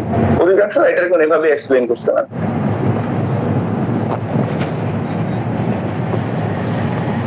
হ্যালো জি, আপনি যদি প্রশ্ন করেছেন আপনি স্যাটিসফাইড হলে আপনি সাড়া দিয়েন, এটাই। Thank you. আচ্ছা স্যার, আমি অনেকগুলো অ্যাকুইট ভাইরাল হেপাটাইটিস এর পেশেন্ট দেখার সুযোগ হয়েছে, আল্লাহ তাআলা ওনাদের খেদমত করার সুযোগ আমাকে দান করছেন। এর জন্য আল্লাহ তাআলার কাছে শুকরিয়া আদায় করি এবং আল্লাহ তাআলা যে আমার ছিল ওনাদেরকে ভালো করছেন, তো আল্লাহ তাআলার অনেক বড় দয়া। যাই হোক, তো স্বাভাবিকভাবে যেহেতু শহরে প্র্যাকটিস করি, মানুষগুলো অনেক বেশি হেলথ কনসাস থাকে এবং পরীক্ষা নিরীক্ষা করায়। স্পেশালি বিষয় হচ্ছে, ধরেন যে পেশেন্টটাকে আমি লাস্ট ট্রিট করলাম, অ্যাকচুয়ালি কোনো ইনভেস্টিগেশন না করেও দেওয়া যেত। এখন যেটা ঘটছে এখানে, প্রথম কথা হচ্ছে এখানে কাহিনীটার পিছনে এই লাস্ট কেসটার কারণটা আগে বলি, এরপর এর আগের কেসটা আমি বলবো। যে পেশেন্টের ক্ষেত্রে আমি কখনো ল্যাব ইনভেস্টিগেশনের জন্য কোনো পেশেন্টকে পাঠালে আমি ল্যাব থেকে কোনো প্রকার কোনো অর্থ গ্রহণ করি না, কারণ ল্যাব থেকে এসে পেপার দিয়ে যায় যে কোনো পেশেন্ট আপনি এখানে পাঠালে আপনাকে 50% দেওয়া হবে। প্লিজ যে কথাগুলো একটু বাইরে শেয়ার করবেন না, একটু অনুরোধ। এটা যেটা হয়, আমার জায়গা থেকে যেটুকু উপকার করতে পারতেছি এটা মনে হয় আমি করতে পারবো না, কারণ ল্যাব থেকে এমনিতেই আমি অনেক প্রেশার চাপে থাকি। তো বিষয় হচ্ছে যেখানে একটা টেস্টের মধ্যে 5,000 টাকার বিল আসে, ওরা 5,000 টাকা রেখে দেয়, আপনার ডাক্তারের সাথে কথা বলেন, ডাক্তার লেস দিলে দিবনালে দিতে পারবো, এভাবে বলে দেয়। আর এজিজুয়ালি ল্যাবের টাকাটার ক্ষেত্রে শেখ আহমদুল্লাহ থেকে শুরু করে অধিকাংশ আলেমগণ এটাকে হারাম বলেছেন। তো ওখান থেকে আমি আলহামদুলিল্লাহ আমি কখনোই ল্যাব থেকে কোনো অর্থ গ্রহণ করি না। কথাটা কেন বলতেছি আমি বলতেছি। তো ওনারা এখানে একজন ডাক্তার দেখিয়েছিলেন, দেখানোর পর ওনারা কিছু টেস্ট দিয়েছে, দেওয়ার পরে বলতেছেন আমার আরেকজন পেশেন্ট ছিল যে এখন গেলে তো যা টাকা আসছে তাই রাখবে, চলো আমি স্যারের কাছে যাই। পরে আমাকে এসে বলতেছে দেখুন ডাক্তারের টেস্ট গুলো দিয়েছে, এখন গেলে তো একটা বার ছাড়বে না, আপনি টেস্ট দেন এবং আপনি ট্রিটমেন্ট করেন। পরবর্তীতে এসজিপিটি সিরাম বিলিরুবিন থেকে শুরু করে যে টেস্ট গুলোর কথা বলছে আমি এখানে আর কিছু বলিনি। আমি এখানে টেস্ট না করে ট্রিটমেন্ট করা যেত 100%। যেটা ঘটতেছিল, বাচ্চাটা বয়স 8 বছর, ওর নাম তাহমিদ, ও দিনে 4 বার 5 বার করে বমি করতেছিল। 2 দিন ও স্কুল থেকে চলে আসছে, স্কুলে করে বাসায় পাঠিয়ে দিয়েছে। এত পরিমাণে বমি করতেছিল সেটা আনএক্সপ্লেনেবল। ও কোনো খাবারই পেটে রাখতে পারতেছিল এবং ওর পুরো বডি হলুদ হয়ে গেছে, বডি এবং চোখ দেখে ভয় পাওয়ার মতো। কারণ অ্যাজ ইউজুয়াল যেখানে টোটালাস করাইদাসের মতো মেডিসিনকে আমরা জন্ডিসের ম্যালিগনেন্ট জন্ডিসের মধ্যে চিন্তা করে থাকি, আমার কাছে মনে হচ্ছিল ওই স্টেজের পেশেন্ট মনে হচ্ছিল আমাকে, যার থেকে আমার টোটালাস ছুটে। যাই হোক, আমি ওটা বলতেছিলাম। তো পরবর্তীতে ইনভেস্টিগেশন পরবর্তী সময় দেখা গেল যে এর এসজিপিটি লেভেলটা সিভিয়ার হাই, সেটা 1480। আমি ক্ষমপ্রার্থী, আমি ঠিক ওখানে খেয়াল করিনি, তাড়াহুড়া করে লিখছিলাম, 1580 লিখে ফেলছিলাম। পরে আমি রিপোর্টটা প্রেজেন্ট করছিলাম।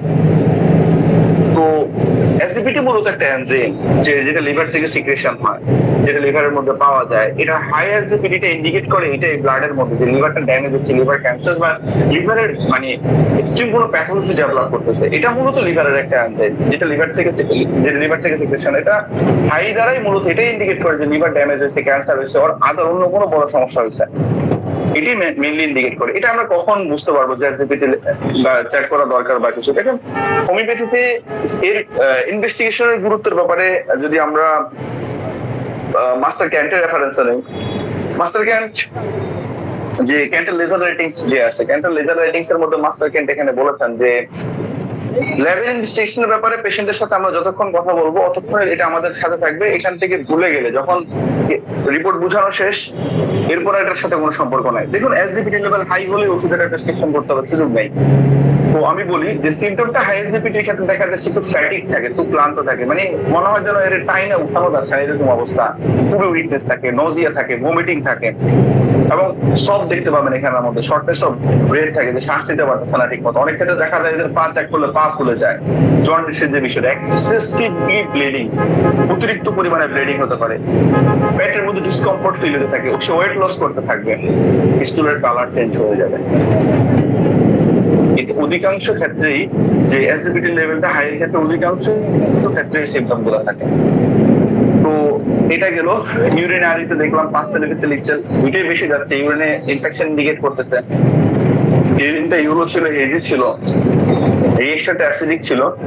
আমার যেটুকু মনে আছে, রিপোর্ট আমার হাতে নেই, শুধু লাস্টের রিপোর্টটা আমি নিয়েছিলাম ওনার কাছ থেকে। তো প্রেসক্রিপশন কি হবে? বাচ্চা অলমোস্ট আমার সাথে কথা বলতে পারতেছে না।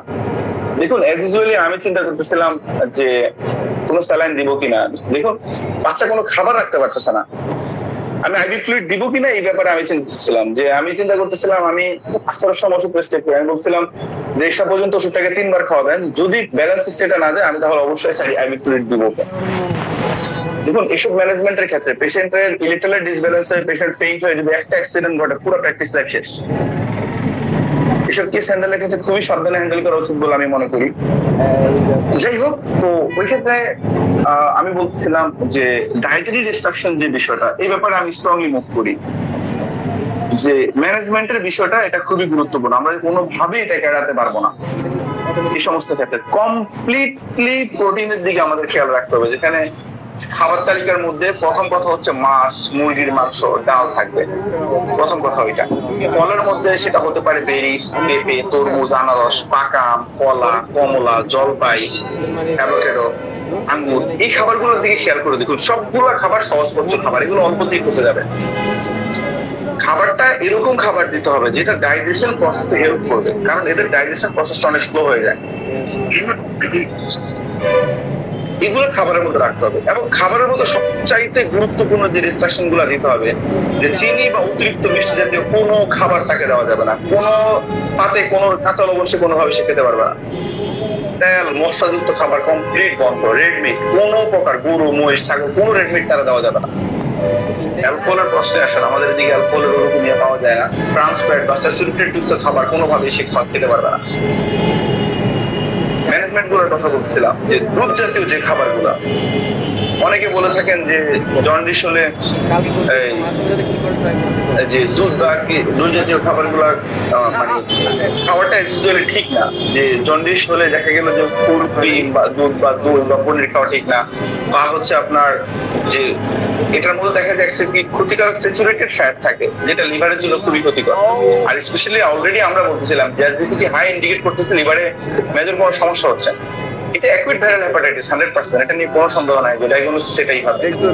তাহলে এই ক্ষেত্রে এই ডায়েট রেস্ট্রিকশনটা আমি তাকে দিই। এবং আমি যে বলতেছিলাম যে এক্স্যাক্টলি কথা বলতে পারতেছিল না আমার কাছে এসে, যে ও একদম কি সুন্দরভাবে যে কোনো কিছু প্রেজেন্ট করবে কিছু বলতেই পারতেছিল না। মানে ওর কথাটা খুব মানে এত ইয়েভাবে বলছিল যে আমি ওর কানের কাছে গিয়ে কথা শুনতে হচ্ছে। যাই হোক, পানির পিপাসার কথা জিজ্ঞেস করলাম, যে পিপাসা আছে মোটামুটি ভালোই, এবং বাচ্চাটা শুকে ওর অবস্থা খারাপ, আগে থেকে ওর শুক না। তো খাবার হিস্ট্রি ওই সময় তার কিছু বলতে পারতেছে না, আর আপনি একদিকে প্রেসক্রিপশনও করতে পারতেছিলাম না। তো আগে আমাকে বলছিলাম ওর নানু ছিল সাথে, ওর মামা ছিল। পরে আমি বলছিলাম যে একদিকে ও কি খেতে পছন্দ করে, যে বলতেছিল যে ঠান্ডা জাতীয় কোনো খাবার, স্পেশালি ফ্রিজের খাবার গুলো পছন্দ করে। এমন হয় যে ফ্রিজের মধ্যে তালা মেরে রাখতে হয় ওর জন্য। স্বাভাবিকভাবে বাসার ফ্রিজে তো কখনোই তালা মারতে হয় না, কিন্তু ওর জন্য এটা করতে হতো। এবং খাওয়ার সাথে সাথে যে বছর খাবার খেলো, খাওয়ার সাথে সাথে বমি করে দিচ্ছে। এখন দেখুন মাথায় মেডিসিন দুইটা করতেছে স্পেশালি, একটা হচ্ছে আর্সেনিক আর একটা ফসফরাস। আর্সেনিক এবং ফসফরাস দুইটাই ইমিডিয়েটলি আফটার বমি করে। আর্সেনিকের মধ্যে যে ফসফরাস দেখা যায় যেখানে ঠান্ডা খায়, আর্সেনিক সেখানে গরম খায়। আর্সেনিকে ঠান্ডা হইতে যদি বমি করে দেয়, ফসফরাস গরম হইতে যদি বমি করে দেয়।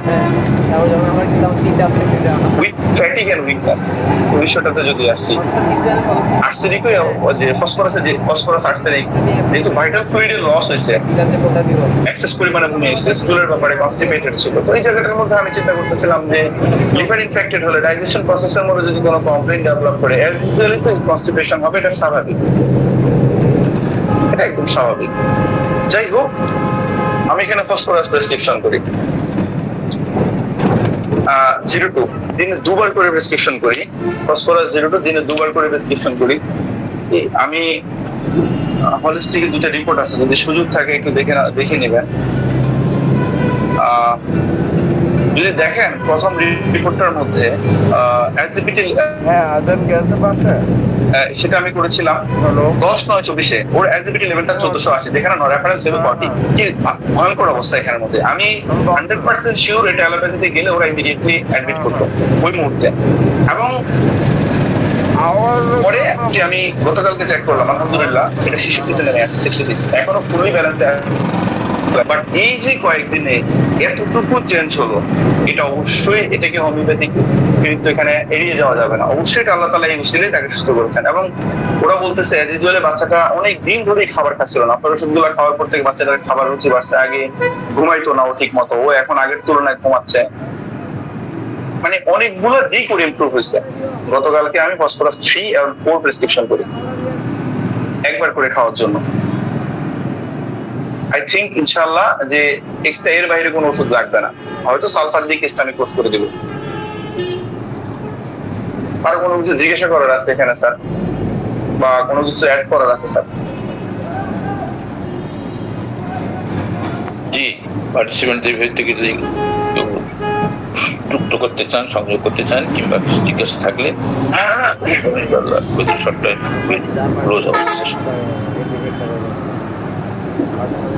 আমি কি জিজ্ঞাসা করবো কিছু? স্যার মানে ওই হিসাবে জিজ্ঞেস করেন না, যেরকম আপনাকে ধন্যবাদ দিচ্ছি। আপনি এরকম একটা সিভিয়ার পেশেন্টকে আপনি যে ট্রাই করেছেন, রিস্ক নিয়ে করেছেন, এই জন্য আপনাকে ধন্যবাদ। অর্থাৎ এতে বোঝা যাচ্ছে আপনার কনফিডেন্স লেভেল অনেক high. You are very much welcome. এটা আমাদের গর্ব। জি, থ্যাংক ইউ ভেরি মাচ।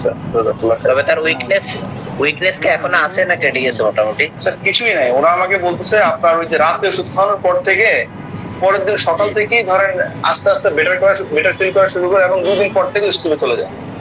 আপনি কোনো কমপ্লেন নাই, খেলাধুলা দৌড়াদৌড়ি সব করতেছে এখন। না, আমরা ভাইটাল ফ্লুইড লসে সবচেয়ে বড় মেডিসিন দেখি চাইনা, তো সেক্ষেত্রে আমি যদি তার উইকনেস থাকতো তাহলে পরবর্তী হয়তো চাইনা ভাবা যেত। জি, থ্যাংক ইউ। না ওইরকম কিছু নাই না স্যার, এখন বিষয় হচ্ছে যেহেতু পেশেন্ট এখানে ভালো আছে স্যার, দেখেন মানে না ঠিক আছে, আমি চাইনা দিয়ে কন্ট্রোল করতে পারতাম না স্যার। জি, না, রাইট, ইউ আর রাইট। আচ্ছা স্যার, আর আরেকটা কেস স্যার, একদম এসজিপিটি লেভেল হাইয়ের আরেকটা কেস আমি অলরেডি থেকে শেয়ার করছিলাম স্যার, যেটা অনেক আগে। সেটা হচ্ছে একজন অ্যালোপ্যাথি ডাক্তারের সাথে অলমোস্ট একটা সাংঘর্ষিক পর্যায়ে চলে গেছে আমার সাথে। স্যার যদি অনুমতি দেন এই কেসটা সম্পর্কে একটু বলি, আমরা যাতে প্রিজুডিস না হয়, সুদের জন্য কথাটা বলা স্যার, একটু ক্ষমার দৃষ্টিতে দেখবেন স্যার। স্যার বলেন। আচ্ছা, তো বিষয় হচ্ছে ওই কেসটার মধ্যে যেটা ঘটছিল, আমি ইন্ডিয়া যাওয়ার মোস্ট প্রবাবলি লাস্ট টাইম 12 থেকে 13 দিন আগে। আচ্ছা, তো আমার 13 দিন পর ফ্লাইট, আমার টিকিট কাটা ছিল তখন। তো ওই সময় পেশেন্ট আসে, আমার তো আসলে এই পেশেন্ট গুলো ফলো আপটা খুব জরুরি স্যার। প্রথম আমাকে ফোন দেয় যে বাচ্চা ফেইন্ট হয়ে গেছে, হঠাৎ করে বাচ্চা অজ্ঞান হয়ে গেছে, বাচ্চার প্যাট বেলুনের মতো ফুলে গেছে এবং সেটা সিভিয়ারলি ফোলা। ওরা ইমিডিয়েটলি বাচ্চাকে হসপিটালাইজড করে। বাচ্চাকে হসপিটালাইজড করার পরে ওরা 2 দিন হসপিটালে রাখে। এখন বাচ্চার মা বোন ওদের যে কোনো সমস্যা হোক না কেন, অধিকাংশ ক্ষেত্রে ওরা আমার কাছ থেকে ট্রিটমেন্ট নেয়। তো যেটা করতেছে এখানে, তো আমাকে বলতেছে না আমার বাচ্চাকে ওরা একের পর এক সুই দিয়েই যাচ্ছে, সারাটা রাত ওরা কয়েকবার বাচ্চাটাকে করছে, ব্রেন পাচ্ছিল না, আমার বাচ্চাটা সিভিয়ার কষ্ট পাচ্ছে, আমি ওকে হসপিটালে রাখতে চাচ্ছি না, প্লিজ আপনি কথা বলেন, আপনি ওকে ছাড়তে বলেন। পরে আমি বললাম ছাড়া না ছাড়ার বিষয়টা পরে, আপনি আগে আমাকে রিপোর্ট গুলো দেন। ওই কেসটার মধ্যে এসজিপিটি লেভেল অনেক হাই ছিল স্যার, মনে হয় 1600-র মতো এসজিপিটি লেভেল ছিল। এখন ইউএসজি করতে দিছে, আমার কন্ট্রাডিকশনের জায়গাটা কোথা থেকে শুরু একটু বলি। ইউএসজি করতে দিচ্ছে, ইউএসজি রিপোর্ট নর্মাল দিচ্ছে। তো আমার একজন সিনিয়র স্যারের সাথে শেয়ার করি ব্যাপারটা, আমি বললাম স্যার এটা তো কখনো সম্ভব না যে এসজিপিটি লেভেল হাই আছে এবং liver function is completely normal, এটা কোনোভাবে অ্যাকসেপ্টেবল না, এটা হবে না। সোনোলজিস্ট, যে সোনোলজিস্ট এখানে সাইন করছে, এটা যে সোনোলজিস্টের নাম ওই নামে সাইন না, এটা রং সাইন করছে, এটা কোনো ভয় বা কাউরে যে আইনে ডলার দিচ্ছে, শুধু এমনি বলছে। দেখেন এটা পুরো ডায়াগনস্টিক সেন্টারের উপরে পড়ছে বিষয়টা। পরে এটা নিয়ে একদম সিভিয়ার লেভেলে কথা কাটাকাটি হয়। কথা কাটাকাটি হওয়ার পরে অ্যালোপ্যাথিক ডাক্তার ছিল এখানে, আপনার নাম না বলি, সদরের ডাক্তার, আমি ওনাকে বলে আমার পেশেন্ট ছেড়ে দেন। পরে বলে পেশেন্টের কিছু হলো, আমি বলি রেসপন্সিবিলিটি আমার, আপনি ওনাকে ছাড়েন। পরে উনি মানে যে এটা না বলি খুব খারাপ ব্যবহার করছে এখানের মধ্যে। আমি ওকে আইনা যখন লাস্ট হসপিটাল থেকে বের করার পরে 280 লাইক দিস ওয়ান 8 ছিল। আমি বলছিলাম যে রিপোর্টটা ভুল, লাস্ট ট্রিটমেন্ট ভুল চলতেছে, এবং আমি সেটা খুব কনফিডেন্সলি বলছিলাম সদর হসপিটালের মতো হসপিটালে। পরে আমি ওকে ওখান থেকে নিয়ে আসি। আসার পরে ওরা যখন ওখান থেকে ডিসচার্জ যায় ইমার্জেন্সি থেকে, ওরা তখন ওখানে 8টা না 9টা ওষুধ দিতে দেয়। পরে আমি বলছি এসব ওষুধ কিচ্ছু লাগবে না, কমপ্লিট ওদের ওষুধ বন্ধ করে, আমি প্রেসক্রাইব করবো। পরে ওরা আমি নিয়ে আসি, আনার পরে ওর একটা মানে বেলুনের মতো ফোলা ছিল, বারবার বলতেছিলাম, ও কনস্টিপেটেড ছিল, মানে যেটা পাইতো সেটা মুখে দিত এবং স্টোলটা ক্লিয়ার হতো না। আমি কেন জানি সালফারের প্রতিচ্ছবি দেখতে পাচ্ছিলাম এখানের মধ্যে। কেসটা নাম্বারটা আমার একটু মনে নেই, আমি খুঁজে বের করতে হবে। আমার যতটুকু মনে আছে বলতেছি, আমি এখানে সালফার প্রেসক্রাইব করি দিন 2 বার করে। বিশ্বাস করবেন আমি 7 দিন পরে এসে আবার ইয়েটা করতে দিই, তাকে টেস্টটা করতে দিই। 7 দিন পরে এটা 30 নিচে নেমে আসে। That is absolutely normal sir. এমনকি ওরাও বলতেছে যেখানে ওকে যে ল্যাক্সেটিভ না দেওয়া হলেও কখনোই পায়খানা করতো না, ও এখন নিয়মিত পায়খানা করতেছে আলহামদুলিল্লাহ। পরবর্তীতে ওকে সালফার আমি আর 2টা পটেন্সিয়াল দিয়ে ছেড়ে দিই। আমি তো এরপর ইন্ডিয়া চলে যাই, ওরা খোঁজ খবর নেওয়ার সুযোগ হয়। কয়েকদিন আগে জানতে পারলাম যে বাচ্চাটা এখন আর কোনো মতেই আলহামদুলিল্লাহ এখন আর পেটও ফুলে না, পায়খানাটাও নিয়মিত হয়, ডাইজেশনে কোনো সমস্যা হচ্ছে না এবং বাচ্চাটা কমপ্লিটলি ভালো আছে। শুধু আমি স্যার এই কথাটা এই জন্য বলতেছিলাম যে আমরা ধরেন সিনিয়র স্যারেরা যখনই কোনো কেস প্রেজেন্ট করতো তখন চিন্তা করতাম যে অ্যাসিডিটি লেভেল হাই, দেই তো একটু সালফার, দেই তো একটু ফসফরাস, দেই তো একটু আর্সেনিক, দেই তো একটু নাক্সপম বা এনি কাইন্ড অফ ড্রাগ। তো স্যার আমি কেসটা মূলত এই জন্য বলা যে আসলে এক্স্যাক্টলি এক একটা কেস এক একটা জায়গায় দরকার হয়। আর আমি একদম হাত জোড় অনুরোধ করবো, দেখুন আমরা অনেক বেশি ক্রিটিক্যাল কেসগুলো আমরা টেস্ট করতাম। রোগী টেবিলের সামনে রিপোর্ট ফেলে বলে কি হয়েছে বলেন তো। আমি শুধু কথাগুলো এই জন্য বলি, আমি এটা থেকে ভালোবাসে বলি, ওয়াল্লাহি আমি এটা এই জন্য কখনো বলি না যে কখনোই মূলত এই জন্য বলা হয় না যে কিছু মানে বলি মানে এক্সাগ্রেট করার জন্য কথাগুলো বলা হয় না। আমার মনে হয় জিনিসগুলোর ম্যানেজমেন্ট বা এই জানাটা জিনিসটা খুব জরুরি। স্যার একটা minute sir please.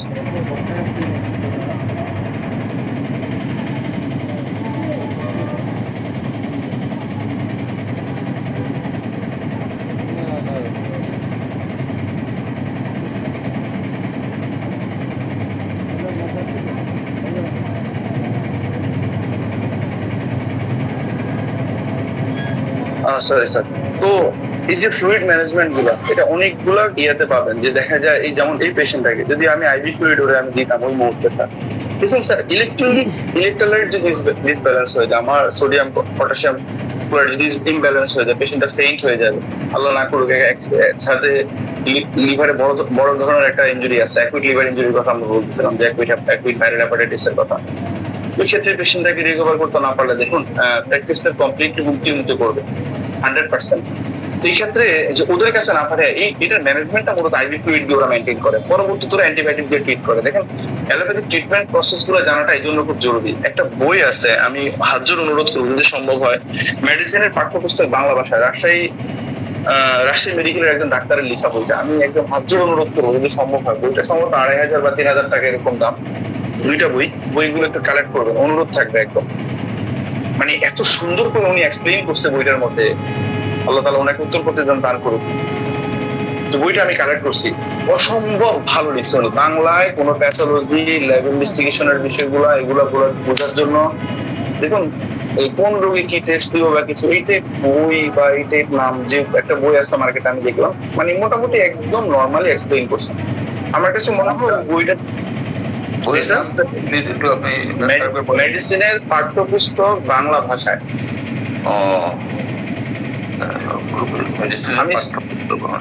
G sir, এই বইটার কপি হয় না, এটা পাইরেসি হবে, ওরা এই জন্য বইটা মার্কেটে ওভাবে ছাড়তেছে না স্যার। বইটা গ্রুপে দিয়েছে স্যার। আচ্ছা ঠিক আছে। ও আচ্ছা, যে কথা বলতেছিলাম, দেখেন এই মুহূর্তে যদি আমি ঘন্টা 2-3 মধ্যে রিকভার করতে না পারতাম, ঘন্টা 4 মধ্যে আমি রিকভার করতে না পারতাম, অবশ্যই আমাকে আইভি ফ্লুইডের সহায়তা নিতে হতো। তো আইভি ফ্লুইড কতটুকু ম্যানেজমেন্টের বিষয়টা স্যার এখানে খুব গুরুত্বপূর্ণ, কারণ এটা ওদের হাতে ছাড়লে ধরেন তখন ইচ্ছা মতো গালিগালাজ করবে, বিশ্বাস করুন না করে স্যার, যে অতটুকু পারছে এটা পারলো না। তার আমি কথাটা বুঝতে পারছি। জি জি জি জি, নিতে হবে, চ্যালেঞ্জ হিসাবে নিতে হবে। জি স্যার, তো এই ম্যানেজমেন্ট গুলো স্যার অনেক বেশি হেল্প করবেন ইনশাআল্লাহ স্যার।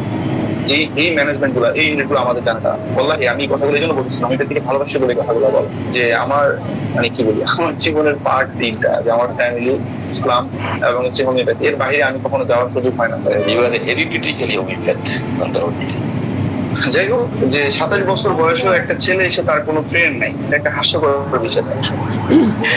যাই হোক, এই কথা এই জন্য বলতেছিলাম যে এটাকে এখন ব্লাইন্ডলি ভালোবাসতে হবে এবং চেষ্টা করতে হবে এই জিনিসগুলো একদম স্ট্রিক্টলি হ্যান্ডেল করা। যে ইউজুয়ালি ম্যানেজমেন্টটা কি হবে স্যার এই মুহূর্তে, আমার পেশেন্টটাকে কি করা উচিত ছিল।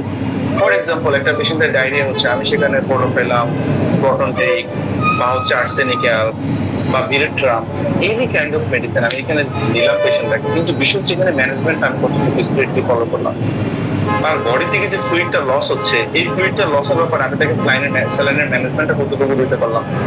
পোস্টলাইনের কথা বলতেছিলাম, পোস্টলাইনটা মূলত যেটুকু আমার বডি থেকে একদম স্ট্রিক্টলি পাস হয়ে যাচ্ছে, ওই জিনিসটাকে মানে ফ্লুইড আকারে ভিতরে দেওয়া, ঠিক আছে, সোজা ব্যাখ্যা করতে গেলে যেটুকু বাইরে একটা ফিল। এখন আমি এটা দিলাম না, আমার এখানের মধ্যে বডি ডিহাইড্রেটেড হয়ে যাচ্ছে, মাসলস এর মধ্যে ক্র্যাম্প হয়ে প্রোগ্রাম লেভেলে চলে যাচ্ছে, এটা কি উচিত? এটা উচিত না, এই ম্যানেজমেন্ট জানতে এখন বিষয় হচ্ছে আমরা যখন এই কথাটা বলি যে কোনো ল্যাব ইনভেস্টিগেশনের দরকার নাই স্যার, বা হচ্ছে আপনার যে কোনো এরকম ম্যানেজমেন্টের যে বিষয়গুলো, এগুলো এত জেনে কি হবে, এগুলো তো জানলে আলো ব্যাপার, আমরা ওষুধ দিকেও ভালো হয়ে যাবো, এই কথাগুলো অনেক কষ্ট দেয় আমার কাছে, আমি অনেক কষ্ট পাই এসব কথা আছে। আমি জানি না এই ব্যাপারটা কতটুকু বলতে পারছি স্যার। না ঠিক আছে, অবশ্যই এসবগুলো জানবে না, অন্তত আমরা জানবো না, চিকিৎসা করতে হবো চেম্বার দিয়ে রেজিস্ট্রেশন নিয়ে হোমিওপ্যাথি হিসাবে, এটা হবে না, এটা খুব কষ্ট হয়ে যাবে স্যার।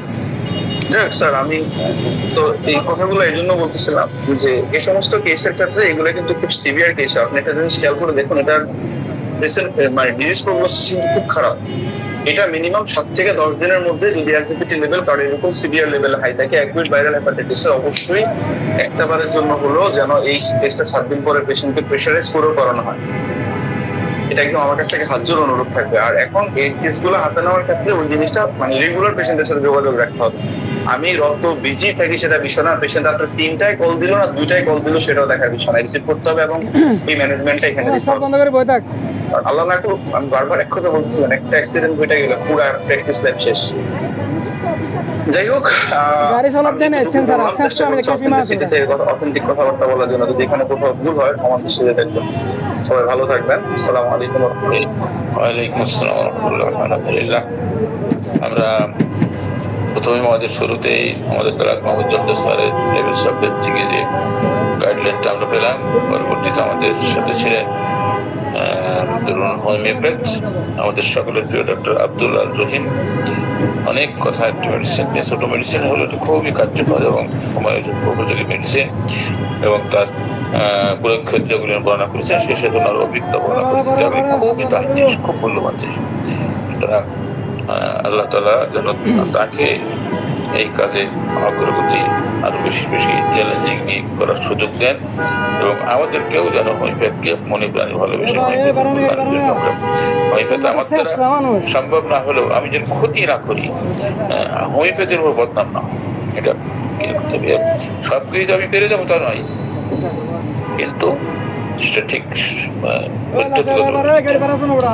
ধন্যবাদ সকালে যারা যুক্ত ছিলেন, আমার মনে হয় যারা স্যার ওই যে বইটার নাম আর লেখকের নামটা যদি একটু বলতেন উপকৃত হতো। বললেন তো স্যার, ওই তো অনেকগুলো গ্রুপে যে মেডিসিনের পাঠ্যপুস্তক বাংলা ভাষায় স্যার। আমি শুধু এই বইটার প্রয়োজনীয়তাটা আমি বারবার বলি, আমি দুইটা কারণ অনুভব করতেছি। একটা হচ্ছে ওরা কিভাবে ট্রিটমেন্ট করে। স্যার আমি দিচ্ছি স্যার, একটু দাঁড়ান।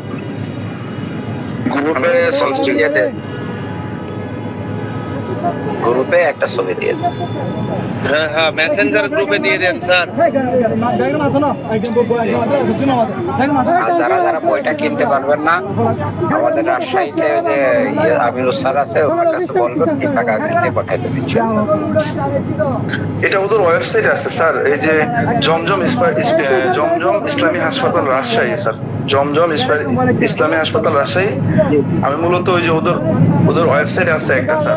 আসলে ওরা ওই সমস্যা হয় কি, ওই পাইরেসি রোধের জন্য, মানে যাতে পাইরেসি না হয় এই যে ওই রোধের জন্য ওরা এই বইটা বাজারে কাউরে দিতেছে না, বুঝছেন স্যার। জমজমে পাওয়া যায় না স্যার।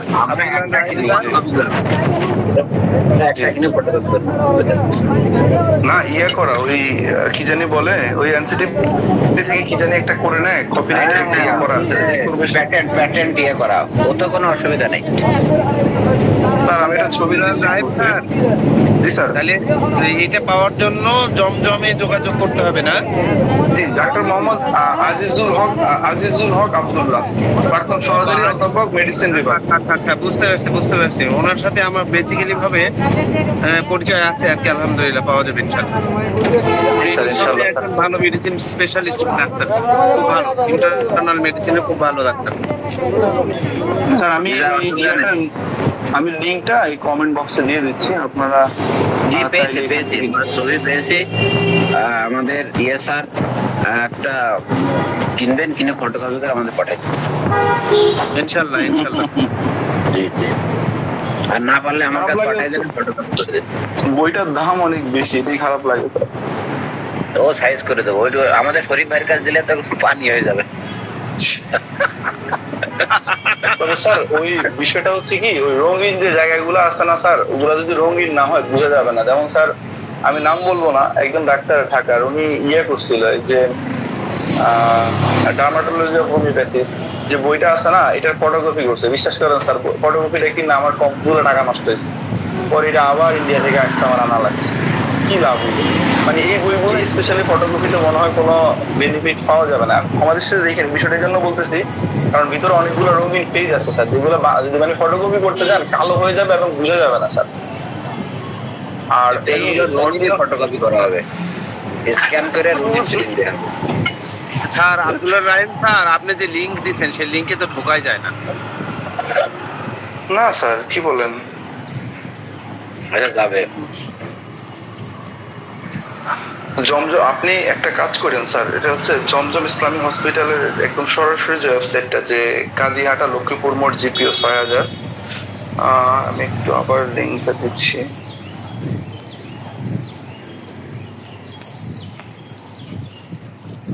একদম সরাসরি লিঙ্ক দিচ্ছি এখানে। এই ওয়েবসাইটে যদি ঢুকেন, ঢোকার পরে দেখবেন যে ভিতরের মধ্যে ইয়া আছে, যে উপরে ডান পাশে কোণার মধ্যে 3টা ডট, ওখান থেকে ভিতরে ঢুকলে যে বইয়ের লিস্ট পাবেন, ওখান থেকে অর্ডার করতে পারবেন।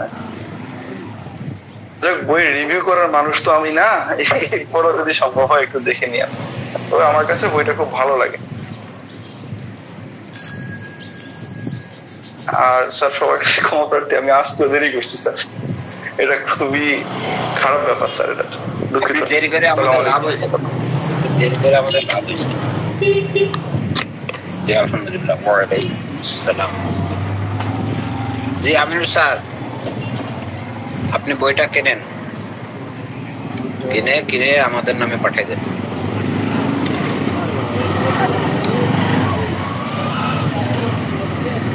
একটা বইয়ের রেট 1800 টাকা দেখাইতেছে। এখানে বই 2টা আছে ভাইয়া।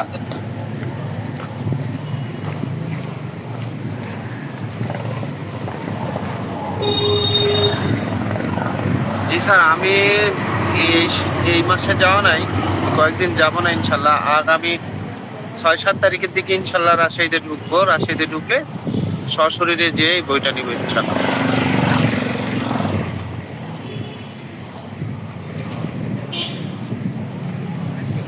জি আলহামদুলিল্লাহ, ধন্যবাদ, জাযাকাল্লাহ খায়র। আব্দুল্লাহ রাহিম স্যার, আপনার একটু কন্টাক্ট নাম্বারটা আমাকে দেবেন প্লিজ। বন্ধু বান্ধব নেই, আবার কন্টাক্ট নাম্বার নেবেন আপনি? হ্যাঁ, ওনার কন্টাক্ট নাম্বার নিব আমি। নেন, আর কি করার। স্যার ফেসবুকে যে পেজটা দিচ্ছি, আই থিঙ্ক আপনারা যাদের বই লাগবে ওনাদের সাথে কথা বলে দেখতে পারেন। ভিতরে হয়তো শর্ট পিডিএফ চাইলে ওনারা দিবে। এই যেখানে দিলাম, এখানের মধ্যে বিভিন্ন জায়গার মধ্যে স্যার ইয়ে দেওয়া আছে স্যার, এই বইটার পিকচার সহ দেওয়া আছে স্যার।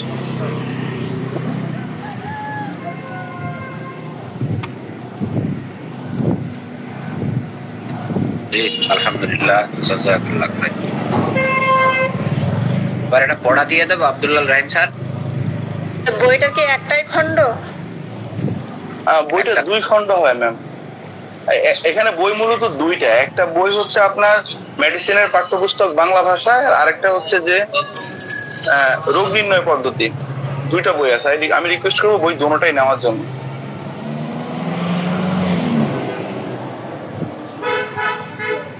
আমি কিন্তু ওনাকে চিনি না, জীবনে দেখিও নাই, কিন্তু আমার বইটা খুব ভালো লাগছে। না, বই ভালো লাগলে তো অবশ্যই। বইও ভালো, উনি ম্যান হিসেবেও ভালো, ডাক্তার হিসেবেও ভালো। যাক, আলহামদুলিল্লাহ। দুইটা পড়া দিয়ে দেবো আব্দুল হান্নান স্যার। তা দেখ, পড়া দিচ্ছেন আপনি।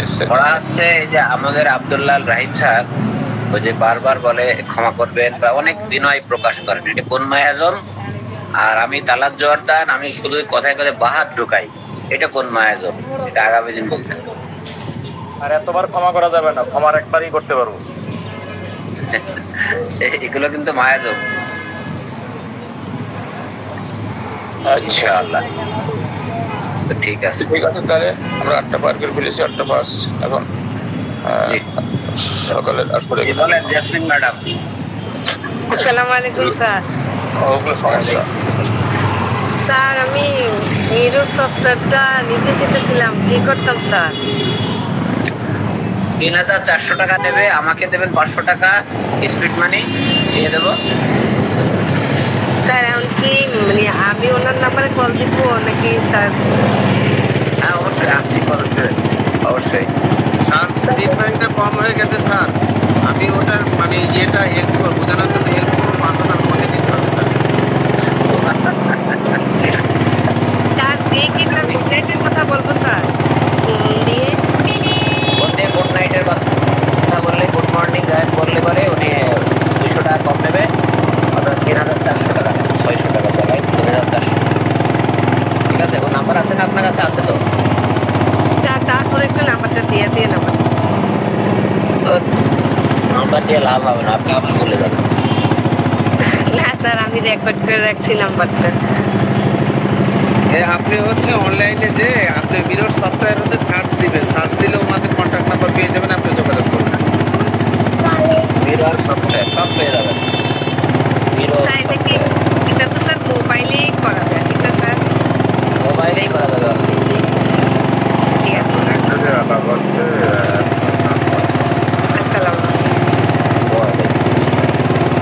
ঠিক, সবাই ধন্যবাদ।